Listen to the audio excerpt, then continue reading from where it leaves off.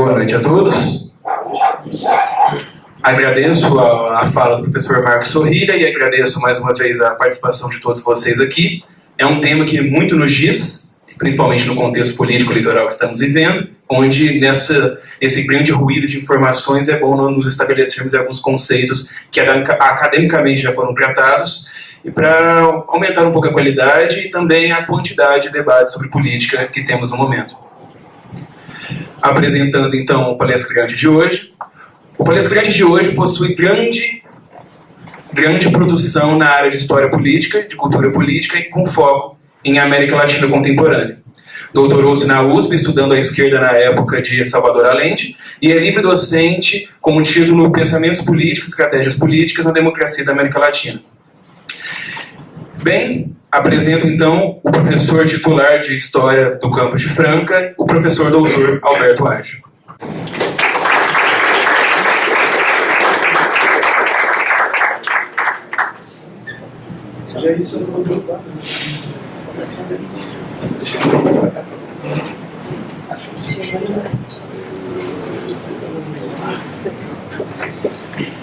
Bom, boa noite para vocês. Eu queria, então, agradecer ao Sorrilha e aos diversos grupos aí que estão promovendo esse ciclo de palestras e de debates. A intenção é bastante salutar e, de certa forma, surpreendente, na medida em que parece carregar um interesse bastante forte nesse momento de eleição, mas que joga no sentido de tornar, pelo menos isso, algo permanente, que possa ser revivido em outros momentos, se não de maneira mais costumeira, né, fazer a discussão política, né?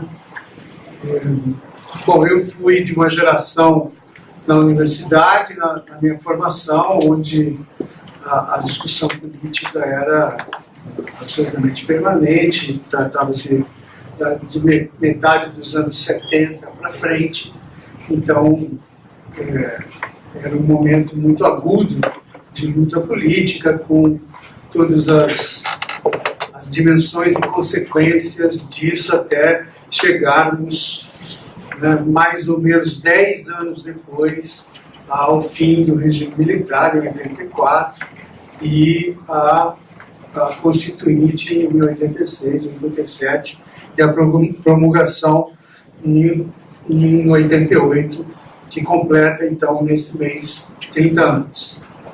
Vocês podem ver, fazendo as contas. Bom, eu vim falar sobre antipolítica, e é um tema muito, também surpreendente para começar um seminário sobre política. Você já falar alguma coisa que toca ao que é antipolítico, ao que é, não diria inteiramente contra a política ou contra o político, mas de certa forma é algo que se pode pensar a partir da negação para compreender melhor o que significa a própria dimensão da política. Então, consultando alguns livros a respeito de política, especialmente um que eu posso mencionar aqui, que é o livro do Marco Aurélio Nogueira, Em Defesa da Política, propriamente não há um capítulo sobre antipolítica. O livro foi publicado em 2001 e recolhe os artigos dele no estado de São Paulo, principalmente, e que, veja você, em 2001 o tema da antipolítica não é um tema importante, não é recorrente. Nós estamos, digamos, num contexto já de vários governos do período de redemocratização, que você não tem efetivamente um tema marcante como nós temos hoje da antipolítica. Bom, o que é que nós podemos começar a pensar sobre antipolítica tentando limpar um pouco o terreno? A antipolítica que nós vamos falar aqui não é a mesma coisa que está na linguagem dos chamados grupos anarquistas e libertários, no qual a política é sinônimo de Estado e eles se manifestam contra o Estado, tratando o Estado como opressor da sociedade.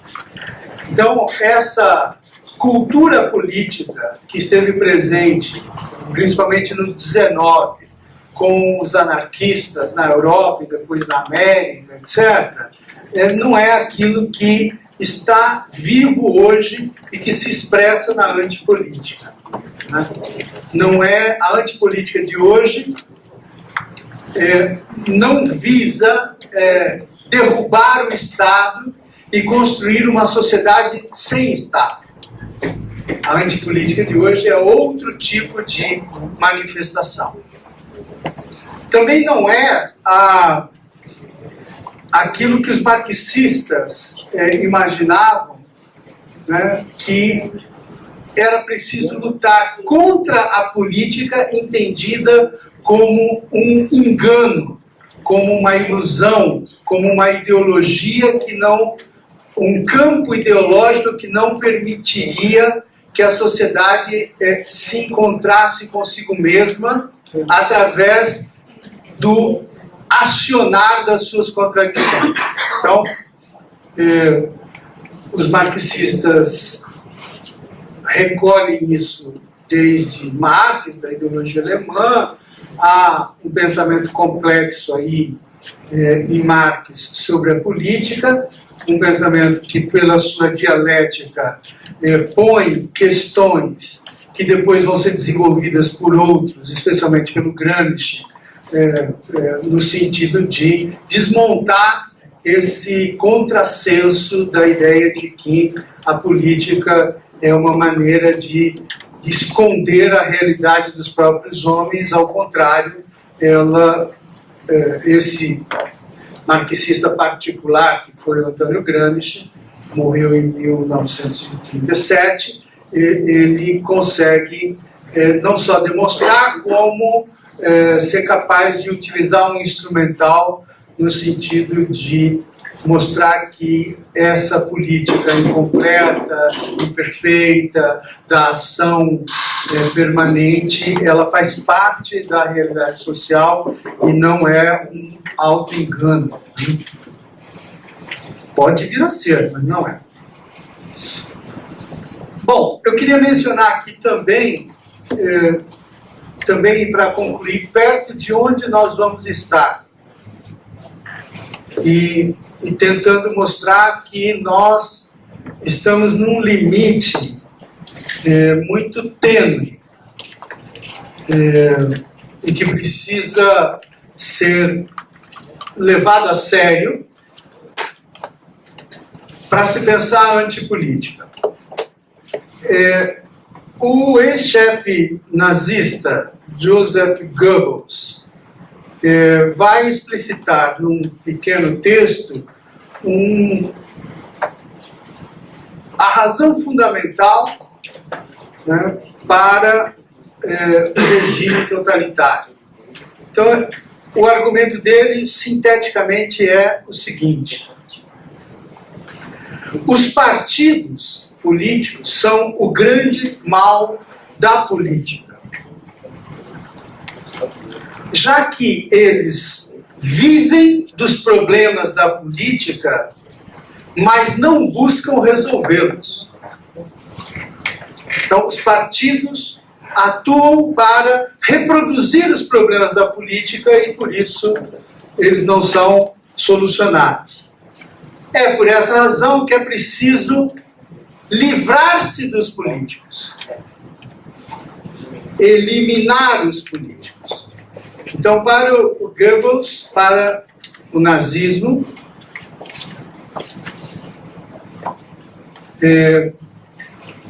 a política nazista é, no limite, a eliminação da política. Esse é o território limite da antipolítica. Ou seja, aqui no qual elimina-se a política. Então, estou tomando essa referência do Goebbels para mostrar onde está o limite. O que não quer dizer que tudo aquilo que eu vou tratar e que nós vemos aqui no nosso ambiente como antipolítica não é efetivamente representativo desse limite. Há muitas mediações por aí.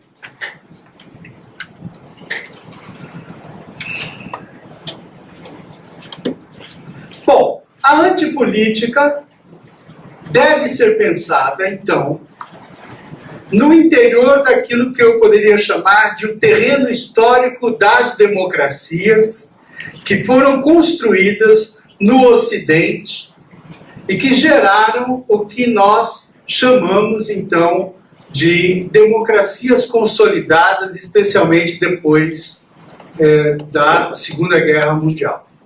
Então, nós estamos nesse terreno. As referências podem ser anteriores, pensando a política, pensando a democracia, mas a antipolítica do nosso tempo é um fenômeno da democracia. Não é um fenômeno pré-democrático. Não é um fenômeno da Roma Antiga, não é um fenômeno das cidades renascentistas, etc., apesar de que alguns autores fazem, vez por outra, uma referência a isso, mas não utilizando essa expressão que é a antipolítica. No nosso momento atual, a antipolítica vem, muitas vezes, expressa naquilo que diversos analistas começaram a falar do sistema político brasileiro e da política brasileira. Que há um esvaziamento da política, que há um esgarçamento do sistema político e das instituições, que há uma espécie de degradação do discurso público.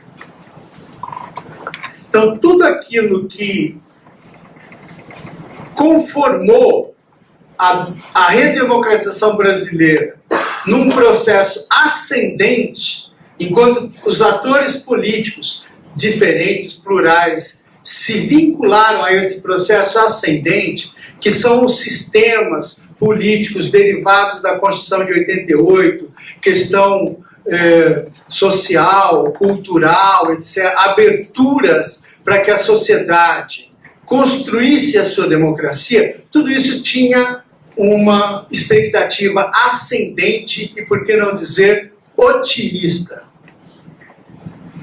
A partir de um determinado momento, que eu gostaria de datar aqui, a partir de 2013,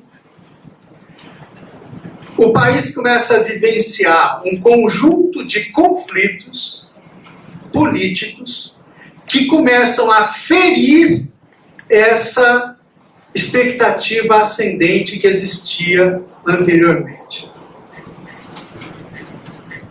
Então isso vai ficar registrado, depois eu volto a isso, na medida em que essa degradação, esse esgarçamento, tudo isso que nós sentimos como um grande mal-estar, né, é algo que não é inventado por ninguém, que não é uma sensação criada de forma marqueteira, etc, etc. E nós estamos indo dentro desse leito, de que essas tensões que foram produzidas lá em 2013, elas não desapareceram e estão aí como que governando o processo eleitoral que nós estamos vivendo. Cada um tem uma opinião sobre como que é esse governo ou desgoverno, etc. e tal, mas no fundo é isso que nós sentimos e por isso é interessante se nós debatermos isso, falarmos sobre isso. Bom, claro que o Brasil está vivendo situações que estão presentes também em diversos outros países. Países com democracia avançada, consolidada, países com democracia ainda precária, etc. Mas esse cenário não é apenas brasileiro, a gente sabe disso. Nós temos aí vários exemplos. O que está acontecendo no leste da Europa, o Trump nos Estados Unidos, os ingleses lá, nessa confusão imensa se é o Brexit ou não é o Brexit, etc. E assim vai. Né? Alguns países conseguem fazer conseguem vivenciar isso de maneira mais equilibrada, como na América Latina se faz no Uruguai, no Chile. Outros de maneira muito mais tormentosa, como acontece no México ou aqui no Brasil. Nós estamos vendo alguns tormentos evidentes. Bom, quando começa essa crise? Se nós observarmos bem, essa crise em termos gerais, ela começa com a crise fiscal do estado de bem-estar social lá nos anos 70 do século passado, em que brota já uma crise de desconfiança na democracia. Essa crise da democracia, especialmente europeia, ela vai sofrer um impacto da globalização, do desenvolvimento extraordinário da China, e isso faz com que a Europa, que era o centro do mundo, comece a ter as suas pernas abaladas. Não se sustenta mais. Aquilo que dava confiança ao mundo do pós-guerra, com a globalização, vai passar a ser intensamente questionado através dos movimentos anti-globalização. E isso coloca um desafio imenso para as democracias, na medida em que elas vivem um processo de mundialização, mas são essencialmente estruturadas do ponto de vista político de maneira nacional, não global. Então aí há uma contradição que até agora é insuperável. Processos globais de mudança e a política vivendo processos estritamente nacionais. Essa contradição abala vivamente até hoje a União Europeia, que é o processo mais extraordinário, supranacional, que nós estamos vivendo no mundo. No entanto, a globalização atinge profundamente a União Europeia e vem daí as dificuldades e até os movimentos anti-globalização que se dispersam país a país e que hoje, né, fundamentam, se não dão base política e intelectual, dão base eleitoral àquilo que nós estamos chamando de populismos na Europa. Bom, mas ainda esses sinais nós só podemos saber como é que eles vão resultar no que se nós acompanharmos esse processo. Mas, de qualquer maneira, esse processo nos leva da crise da democracia, a globalização nos leva à crise política, ou seja, emergem a partir daí, propriamente, os atores da antipolítica do nosso tempo. E eles vão estar em toda parte. Eu não tenho informação e nem certeza se as pessoas que estiveram, que participaram do Fórum Social Mundial no Brasil, por exemplo, tinham noção da natureza desse processo, que parecia ser uma coisa à esquerda, que iria gerar uma contraposição, um outro mundo, etc. e tal, mas acaba gerando o quê? Forças políticas antipolítica em cada um dos estados nacionais. Bom, mas esse processo que é geral, difuso, que a gente vê os sinais, ele tem várias facetas. Uma delas que nós já falamos aqui são os chamados populismos. Eu não quero abordar isso, porque isso é um tema muito complicado. Depois, se alguém quiser, a gente pode conversar a respeito, depois da minha exposição. O populismo aparece, ele é um conceito difuso, um conceito insuficiente, mas todo mundo vai chamar de populismo as lideranças que questionam, né, a política estruturada, os sistemas, as elites, os governos na Europa e nos Estados Unidos, né, como aconteceu com o Trump, de maneira dura, radical, e que levam esses atores políticos que estavam conduzindo esses processos anteriores a ficar encalacrados, né, emparedados. Isso acontece em quase todos os países da Europa, com algumas reações positivas, como na França com a vitória do Macron, por exemplo, como na Alemanha com a manutenção da coalizão democrática entre o Partido Social Democrata e a Democracia Cristã, adversários históricos, que já estão agora na segunda legislatura de governo na Alemanha como aliados. Por quê? Porque na Alemanha a antipolítica vai direto para as mãos dos neonazistas. Na Áustria isso já ocorreu e no segundo turno das eleições o líder neonazista Hofstein, acho que é alguma coisa assim, perdeu as eleições. O mesmo aconteceu na Holanda, o mesmo aconteceu na França.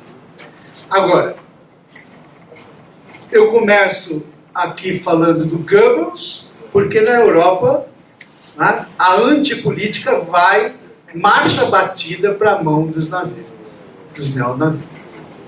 Como na Itália, vai parar na mão da Liga, que é a expressão da extrema-direita italiana, que está no governo hoje, junto com o Movimento 5 Estrelas, que muita gente achou que era também a nova política, a coisa mais nova, que é tudo pela internet, que não tem liderança, que não tem partidos, só é um movimento. E hoje onde está o Movimento 5 Estrelas?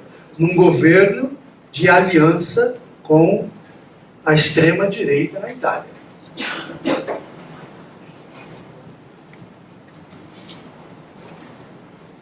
Aqui no Brasil, os discursos populistas campeiam em diversos atores. Mas a antipolítica se manifesta de maneira muito simples e muito bruta. Quando o Dória, na candidatura à Prefeitura de São Paulo, insiste, né, ad nauseam, que ele não é político, que ele é um gestor, etc. Que expressão é essa? A expressão de que eu tenho que negar a política, mas dentro da política, manobrando com essa negação. É a antipolítica ocupando um lugar e derrotando a própria política. Desdobramento disso, vocês estão acompanhando aí até essas eleições, né? Ou seja, a adesão inconsciente ou mesmo consciente à antipolítica tem consequências graves.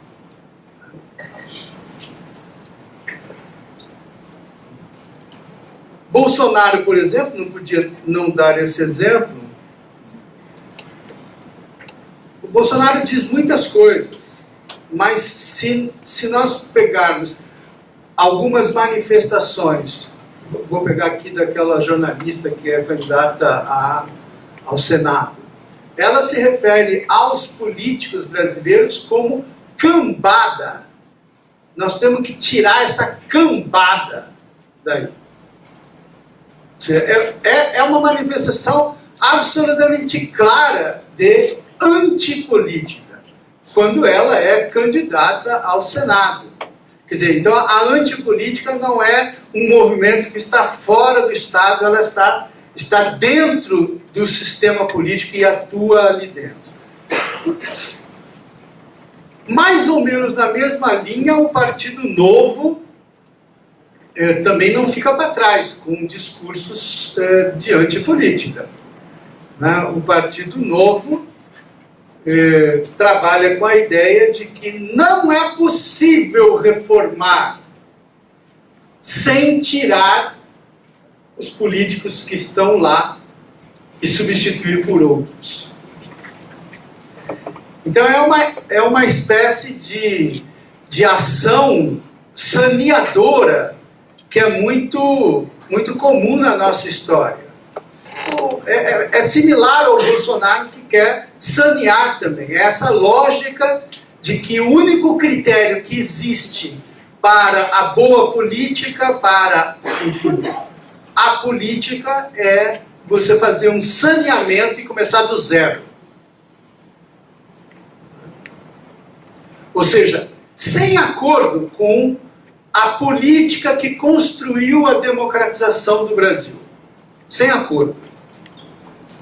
Ou tirar a cambada, ou fazer um discurso um pouco mais sofisticado, que é o do Novo, um pouco mais civilizado, que é, se não tirar eles de lá, não tem mudança. Certo? Significa a mesma coisa. Né? E o Dória, que é, vamos dizer, uma espécie de Macunaíma, né? Invertido, que é eu sou, mas não sou, etc.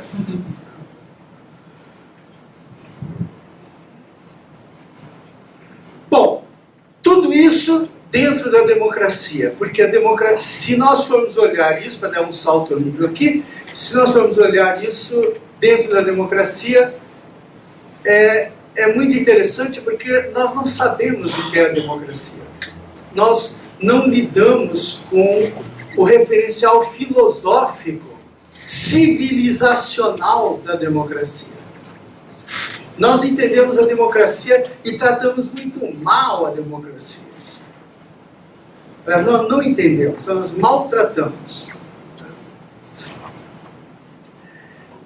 Então, o que vem a ser a democracia que guarda dentro dela a possibilidade da antipolítica?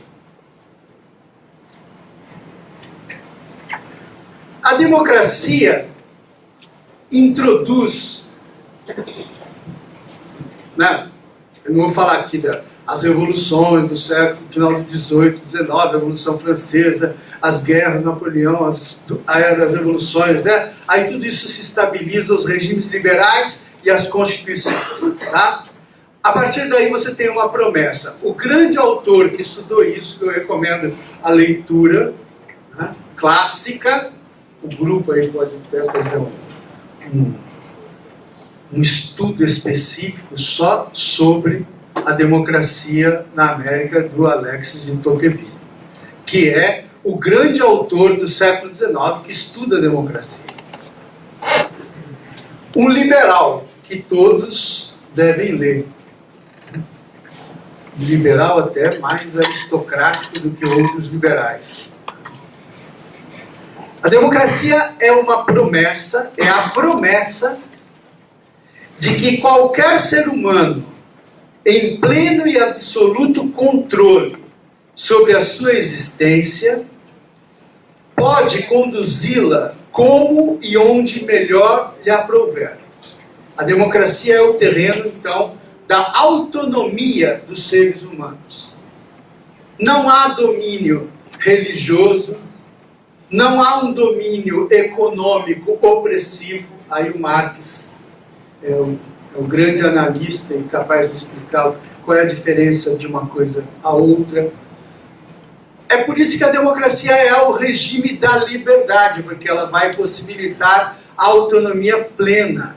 Em tese, a democracia faculta a todos, homens e mulheres, fazerem o destino que quiserem das suas vidas.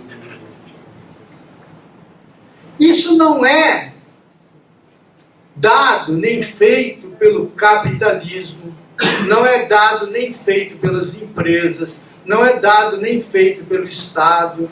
Isso é dado por uma concepção de mundo, por uma filosofia nascida no Ocidente. Se você for pensar os impérios antigos, no Oriente, etc. e tal, você não tem isso. Se você for pensar os índios, os povos primitivos da América, etc., você não tem isso. Não, é o Ocidente que tem isso. O Ocidente criou esta promessa. Uma promessa que tem que ser cumprida, porque senão ela desaparece.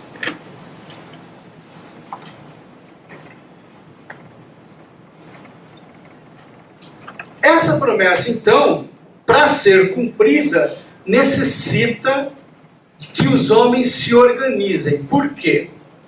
Porque a democracia, ao prometer o reino da autonomia individual, ela também exige que os homens compreendam os seus desejos e os seus interesses.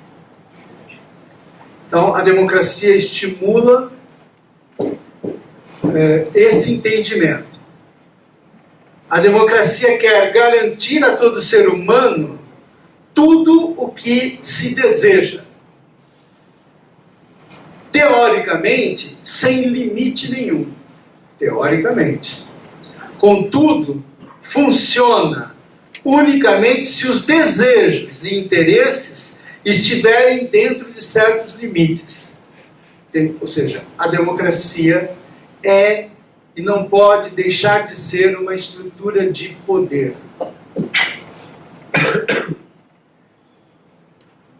Por isso ela é paradoxal. E ela vai mais além. A democracia empurra os indivíduos a desejarem fora daqueles limites e assim coloca em perigo constantemente a própria sobrevivência daquele tipo de cidadão que ela não pode dispensar. Ou seja, a democracia precisa de cidadãos democráticos que desejem, tenham autonomia e se realizem na vida e compreendem que os seus desejos e interesses têm que fruir, mas não podem fruir sem determinados limites, e esses limites têm que ser construídos com o concurso de todos. Não pode ser uma imposição de um chefe, não pode ser uma imposição religiosa, etc. A democracia pede isso. Essa compreensão da democracia exclui outros regimes. Exclui o autoritarismo, onde você elimina, né, essa autonomia para depois de construir a ordem você dar alguma autonomia. O totalitarismo, que não dá autonomia alguma, faz você marchar junto com outros todo dia, dentro da sua função, dentro do seu papel. A ideia de liberdade na democracia, ela é muito potente, mas ela também carrega uma contradição forte que os homens precisam resolver. Essa discussão já estava lá no século XIX, né, com Jeremy Bentham, com vários outros lá, filósofos liberais do século XIX, onde a questão é, bom, qual é o grande objetivo do homem na vida, da humanidade, homens e mulheres? Tá certo que era vitoriano e homens. O objetivo é usufruir, o objetivo é prazer.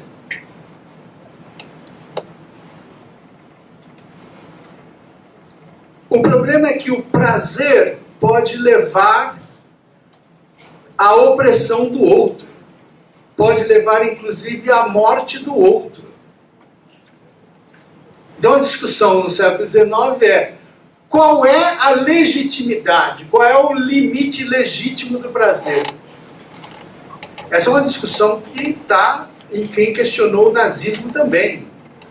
Porque o nazismo leva isso à hipertrofia, ou prazer.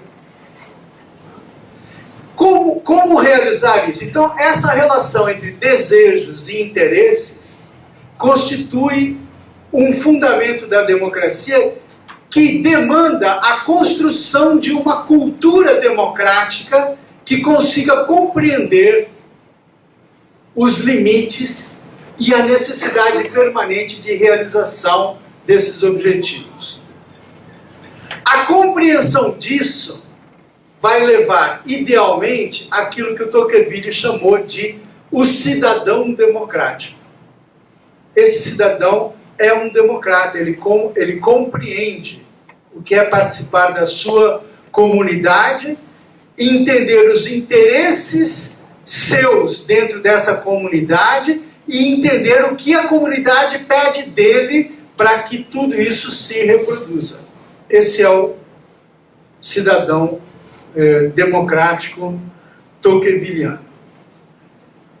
Bom, nessa história, qual é o andamento da democracia quando ela não é brutalmente paralisada? Se nós formos olhar hoje, depois da Segunda Guerra Mundial até hoje, nós vivemos outro paradoxo. Porque tudo é hiper no nosso mundo. Nós vivemos uma espécie de hiperdemocracia. A democracia vale em todo lugar. Vale na família. Então, outro dia assisti um filme que eu não me lembro como é que era o título dele, que o pai era um hippie antigo e tal, não sei o quê, ele vivia com os filhos numa Kombi, num ônibus, não sei o quê, e aí ele colocava tudo em discussão. Os meninos dele... Capitão Fantástico. Então, ele colocava tudo em discussão, ou seja, a família é um locus da democracia. Ele pegava aquilo que era o essencial na comunidade, ele jogava para dentro da família. Isso é um equívoco, certo? Então, isso é uma expressão do quê? De hiperdemocracia. É como vocês imaginam que numa escola vocês é que decidem, os alunos é que decidem. Isso é hiperdemocracia. Por exemplo, a reforma universitária na Itália acabou com a universidade, ela teve que ser reconstruída porque ela foi feita lá sob o ímpeto de 68. E a universidade teve que se reconstruir porque chegou a um absurdo que é essa ideia do desejo acima de tudo, etc, etc. E aí o princípio da comunidade fica destruído. Certo? Então, a democracia gera hiperdemocracia. E se isso se instaura, a democracia se destrói. Ela destrói a si mesma. A democracia também gera hiperpluralismo. Nós vivemos numa época de hiperpluralismo, né, onde todas as perspectivas, todas as formas de ser, etc., tudo é é válido e assimilado, tudo tem que ser respeitado, etc, etc. E aí coloca os inúmeros problemas dos limites culturais. Os limites culturais que são reais. Né? Que é a história, e aí nós vamos aceitar as atitudes no mundo que eliminam o prazer das mulheres na África, enquanto nós ajudamos a reconstrução daquelas sociedades? Essa é uma questão democrática.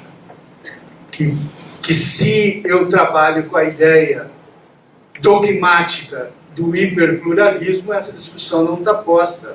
Mas o hiperpluralismo coloca essa discussão a ser feita sem...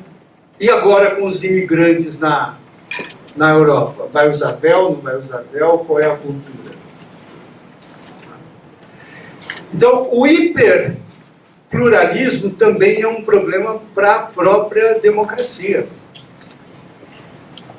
Então, aquela ideia de que a democracia é um regime político, o governo do povo, para o povo, pelo povo, sei lá, aquela frase lá do Lincoln, isso é algo absolutamente elementar, primário e insuficiente para discutir as realidades democráticas e a sua crise hoje. De qualquer maneira, um grande estudioso da democracia nos dias que correm é um professor da Itália chamado Alessandro Ferrara, e ele constata que mesmo com hiperdemocracia e hiperpluralismo, hoje a democracia é o regime mais legitimado no mundo, especialmente no mundo ocidental, e apesar disso, o cenário a ela é um cenário hostil. Ou seja, os próprios homens do Ocidente, que vivem a democracia, começaram a se colocar em atitude contestadora da democracia. O que é que está nesse indivíduo democrático, nesse cidadão democrático que falava o Tocqueville? Tem 3 dimensões. Tem 3 dimensões que eu queria colocar aqui para vocês. Esse cidadão democrático tem a dimensão do egoísmo, tem a dimensão do individualismo e tem a dimensão do narcisismo.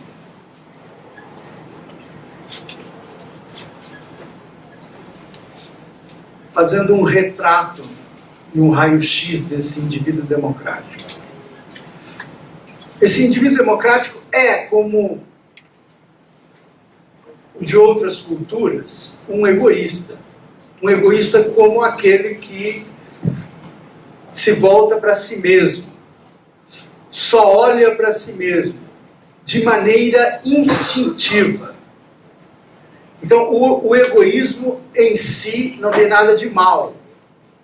O egoísmo é uma atitude instintiva de defesa de si mesmo.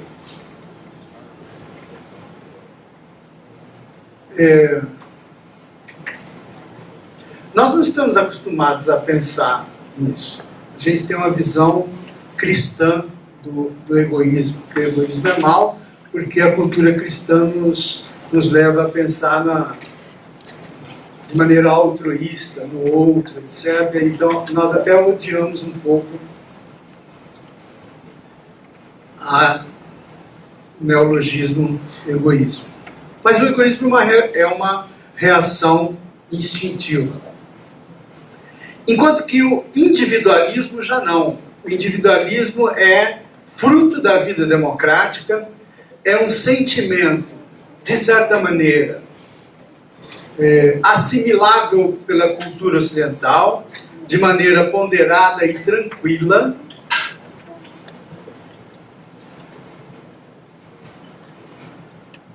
E só há possibilidade de organizar a comunidade se esse individualismo for bem compreendido.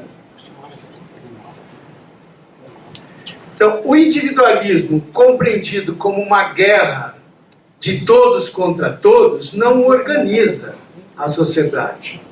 O individualismo compreendido como a pertença, você pertence a essa comunidade e o outro também, o reconhecimento da autonomia, da identidade, da alteridade, faz com que seja possível a organização da sociedade. O individualismo é algo cognitivo e que joga em função de si mesmo para organizar a coletividade. Agora, o narcisismo é outra coisa. O narcisismo é um fenômeno muito mais recente. O narcisismo é uma obsessão baseada na incapacidade de perceber a própria pessoa e a realidade como duas entidades separadas e autônomas uma da outra. O narcisismo impede que se distinga, né, aquilo que está dentro e aquilo que está fora de si mesmo e da própria comunidade. Impede que se distinga o que é objetivo do que é subjetivo. Para o Narciso, toda a realidade é ele. Toda a realidade se volta para ele. E toda a construção fundamentada nisso gera uma identificação, inclusive, de forma psicoformalista. Ou seja, o meu rosto, a minha expressão é a que deve ser a de um professor. A minha expressão é a que deve ser a de um governante, de um político. Então você, numa cultura narcísica, você começa a padronizar tudo conforme a sua leitura, que não separa a sua subjetividade, o seu desejo daquilo que você quer ver na realidade. Por que isso é importante? Porque a antipolítica está carregada de narcisismo. Não apenas de egoísmo, ou pode até nem estar de egoísmo, ou de individualismo. Mas o que marca, o que dá a raiz da antipolítica é o narcisismo.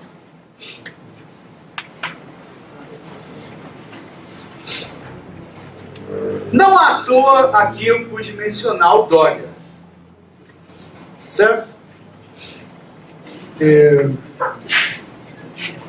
Mas em outras correntes políticas aparece isso de maneira visível. Né? Inclusive, esse autor, Giovanni Orsina, que é A Democracia do Narcisismo, breve história da antipolítica, que saiu esse ano, trabalha com essa noção. Ou seja, esse cidadão democrático, esse homem massa, né, ele volta-se para si mesmo o tempo todo.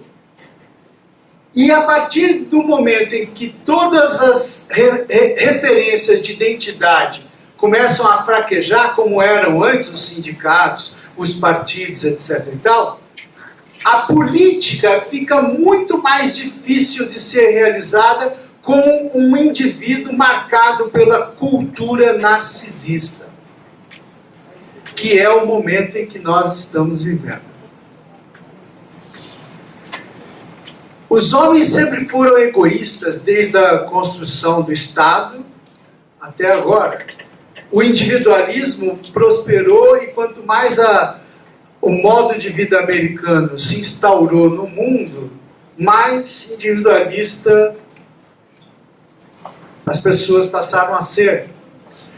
Mas, mesmo assim, havia política, havia organização política, havia embate político, inclusive agonístico, de um derrotar o outro. Mas não havia antipolítica, que é o que há hoje.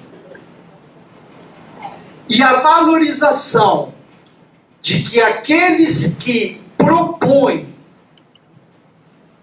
uma política que questione a todos os políticos anteriores, seja qual for o critério, que é por corrupção, que é por malversação, que é por falta de projeto, que é por qualquer coisa, né? Questione todos eles e se coloque no lugar. Quer dizer, se coloque como o momento zero da política. Então, a antipolítica é essa manifestação de que eu vou construir uma política à minha imagem e semelhança. E como eu não sou corrupto, como eu não sou incapaz, como eu não sou um bom vivant que só uso o dinheiro público para usufruir dele, como eu trabalho, eu sou o João trabalhador, né? Como eu isso e aquilo, quer dizer, eu serei, né, a boa política, porque tudo que está aí nós vamos colocar abaixo.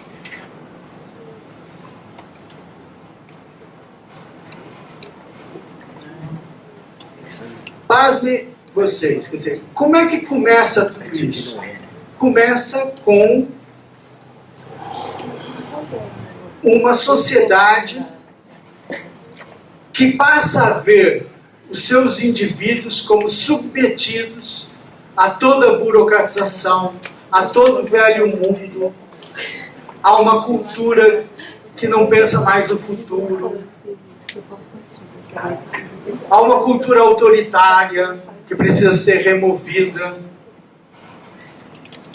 há uma cultura dos velhos, os novos contra os velhos. Sabe quando começa isso? 1968.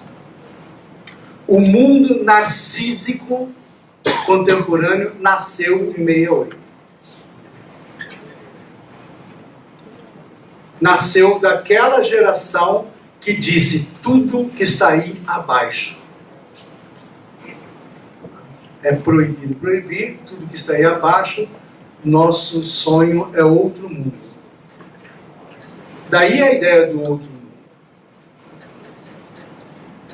Então, 68 inaugurou a cultura narcísica que depois o mercado assimilou de bom grado. Né? Que sair de todos os padrões, sair de toda a burocratização, cuidar de si mesmo, né? Atuar nesse sentido de que você é que dá a orientação para você mesmo e não segue nenhuma orientação. Bom, aí os partidos vão embora, vão começar a desaparecer. Eu não voto mais, ou eu voto, não voto, ou eu nem voto. Daí, né, todos os países europeus vão adotar o voto facultativo. Então, eu ordeno, eu passo a fazer esse ordenamento.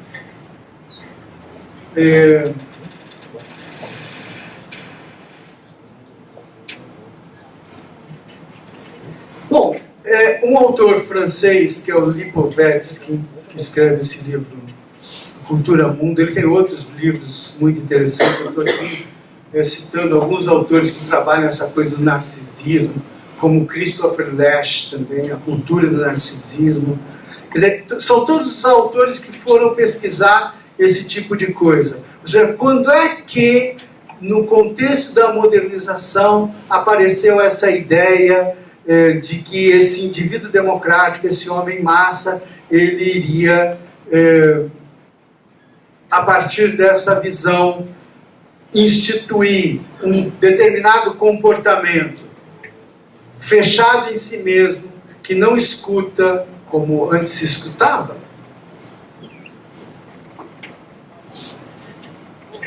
Quem vai numa palestra no seu bairro promovida pelo centro comunitário?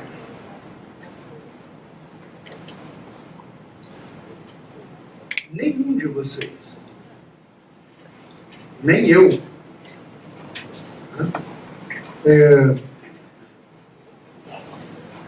Esse individualismo, esse indivíduo democrático narcisista refuta interpretações.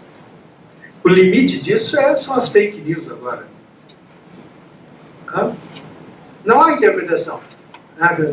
Não há mais esse negócio de intelectualzinho com fala mole para vir aqui dizer para nós como é que é e como é que não é. Entendeu?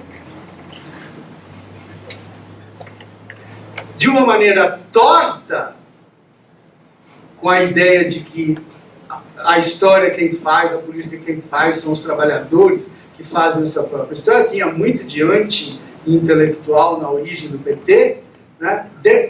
De uma certa forma, isso está posto. Não porque era o PT, porque era aquele momento da sociedade.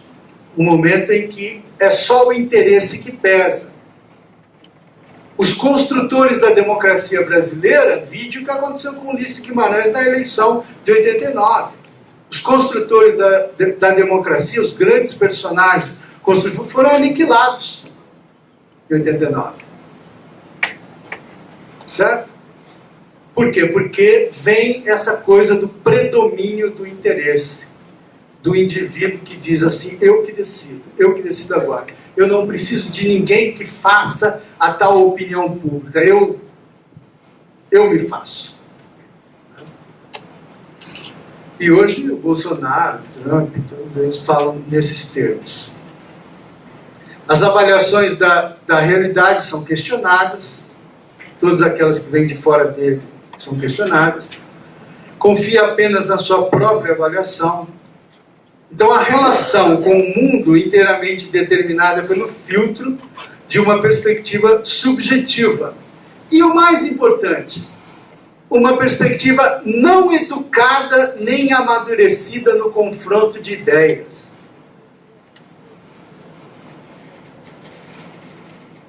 Ou seja, do ponto de vista da democracia e da cultura democrática, é muito importante a consciência da realidade, da política, ser algo construído no confronto de ideias. Se você anula isso, você não se educa para isso.